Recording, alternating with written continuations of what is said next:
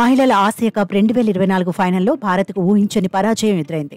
అసాధారణ ప్రదర్శనతో ఓటమెరుగని జట్టుగా ఫైనల్ చేరిన హర్మన్ ప్రీత్ కౌర్ సారథ్యంలోని భారత జట్టు కీలక మ్యాచ్లో మాత్రం దారుణంగా విఫలమైంది. బ్యాటింగ్, బౌలింగ్, ఫీల్డింగ్ 3 విభాగాల్లో చేతులెత్తేసింది. ఆతిథ్య శ్రీలంకతో ఆదివారం జరిగిన ఈ టోర్నీ ఫైనల్లో సమిష్టిగా విఫలమైన భారత్ 8 వికెట్ల తేడాతో ఓటమి పాలైంది. ఈ మ్యాచ్లో ముందుగా బ్యాటింగ్ చేసిన భారత్ నిర్ణీత 20 ఓవర్లలో 6 వికెట్లకు 165 పరుగులు చేసింది. ఈ లక్ష్యాన్ని శ్రీలంక 2 వికెట్లు కోల్పోయి 8 బంతులు మిగిలుండగానే ఛేదించింది. భారత బ్యాటర్లు స్మృతి మందాన 47 బంతుల్లో 60 పరుగులతో అదరగొట్టింది.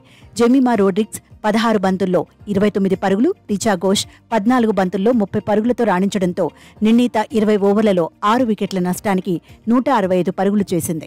అనంతరం 166 పరుగుల లక్ష్యంతో బరిలోకి దిగిన శ్రీలంక జట్టులో చమారి ఆటపట్టు 43 బంతుల్లో 61 పరుగులతో జట్టును ముందుండి నడిపించింది. హర్షిత సమరవిక్రమ 51 బంతుల్లో 69 పరుగులతో నాటౌట్గా నిలిచింది.